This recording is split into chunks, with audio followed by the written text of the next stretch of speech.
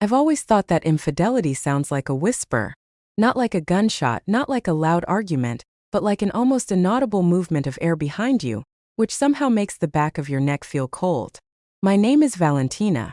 When it all started, I had been married for 7 years, lived in an apartment overlooking the avenue, made coffee in the morning that my husband called too strong, and led a life where each morning was almost identical to the previous one.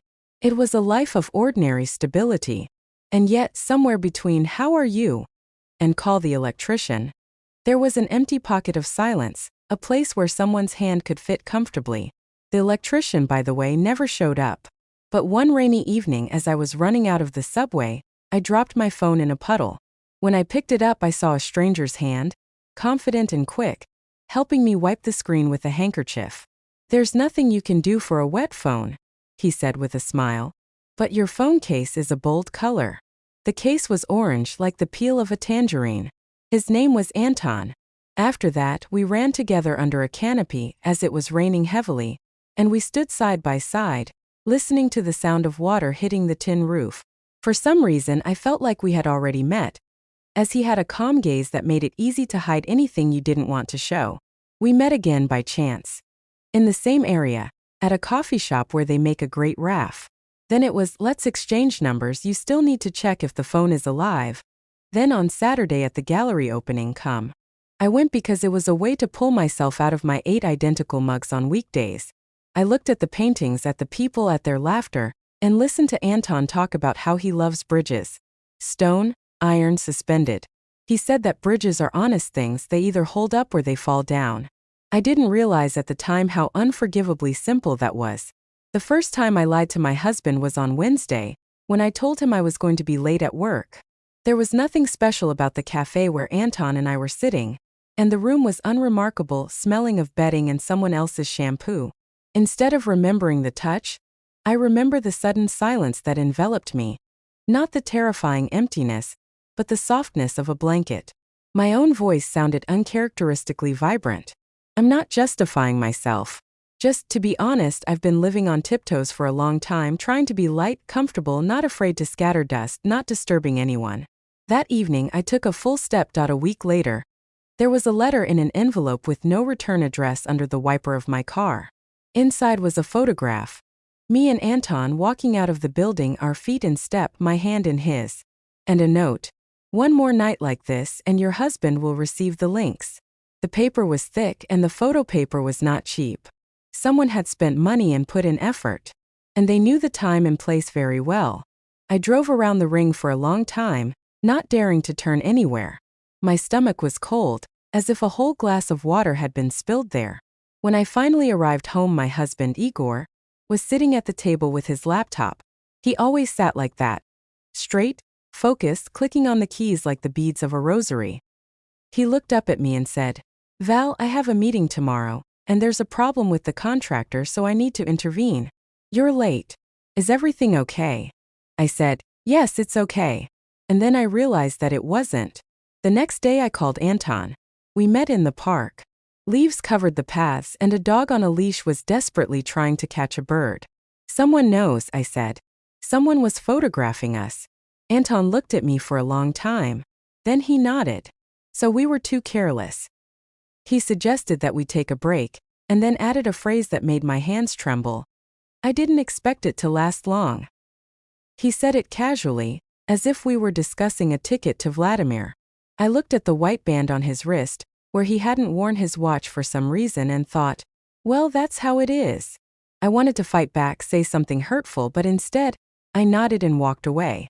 2 days later, the envelope was in my mailbox. A new photo, a different note. Tomorrow afternoon, 7 p.m. The café on the corner of Marxistskaya. You'll sit by the window. Bring 10 minutes of your time and your inability to lie. Come alone. Signed, a friend of the family. No one had ever spoken to me like that, as if I were a piece of furniture that could be moved.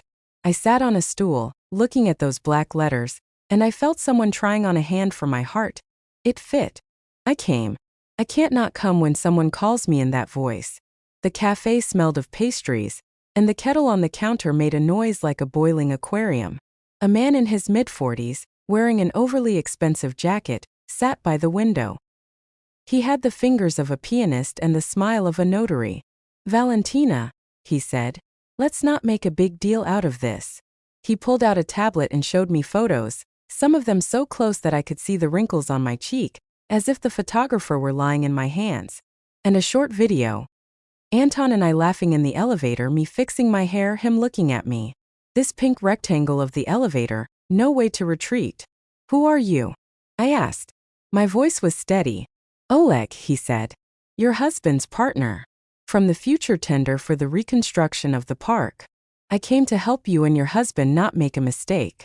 That's how I found out that my husband is not the only subject of surveillance. It turned out that Igor, with his straight back and the size of the pots on the shelf, was too unyielding for some. Oleg and his people needed a contract, and Igor was in the way trying to do things right, as he called it. And the need for leverage had been there for a long time. I was the leverage.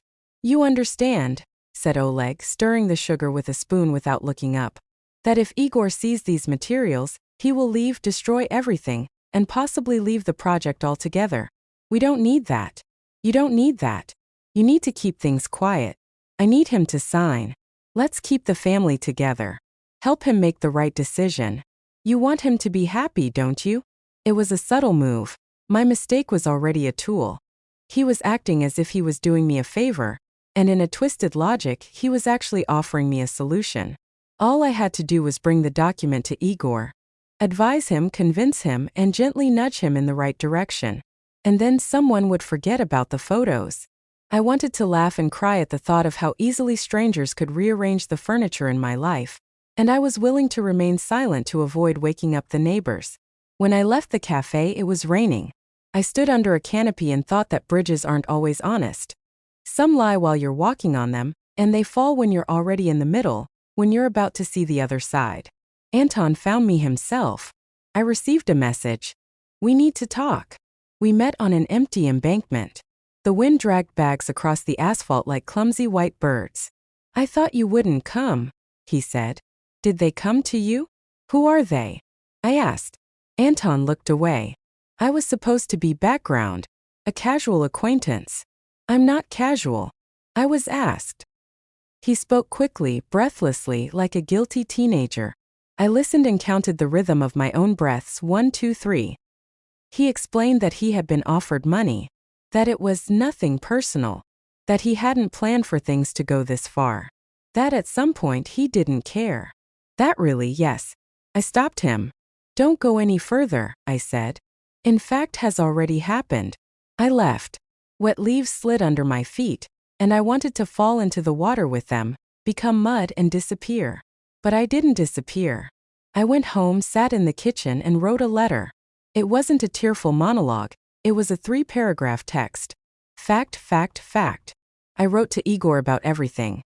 How I met Anton, how I crossed the line, how I was being blackmailed, and how not only my marriage but also his job was at stake. And that I wouldn't persuade him to sign anything. I put the letter in a drawer without sending it. My hand hovered over the send button as if it were the edge of a precipice. I decided that if I couldn't be honest anymore, I'd at least be accurate. And perhaps the only thing I had was the ability to call a spade a spade. In the morning, I went to see Marina, my friend, a lawyer who can wear sneakers with a suit and speak exactly where her opponents are shouting. Marina listened in silence. "Valia," she said, "you're trapped, but the man with the expensive jacket isn't a spider, so don't attribute extraterrestrial abilities to him. Every system has handles that can be turned." Together, we came up with ideas for what levers we could pull. Marina said, "If he wants a lever, give him the wrong one. Let him grab it." We set up a meeting. I texted Oleg. "I'm ready." He responded instantly. "Tonight at 8 p.m. same table. Do you have the documents?" I arrived early. I sat by the window just like the first time. Under my coat I had a thin sweater, and in my pocket was a phone that was recording. In the next room, Marina's friend had a camera aimed at our table through the plants, a typical camera used in cheap restaurants for decoration. I imagined the image from our table traveling through the wires, ready to be displayed if necessary. Oleg was 7 minutes late, as he often was. He wasn't alone. A short man was walking next to him, with a silent assurance in his eyes.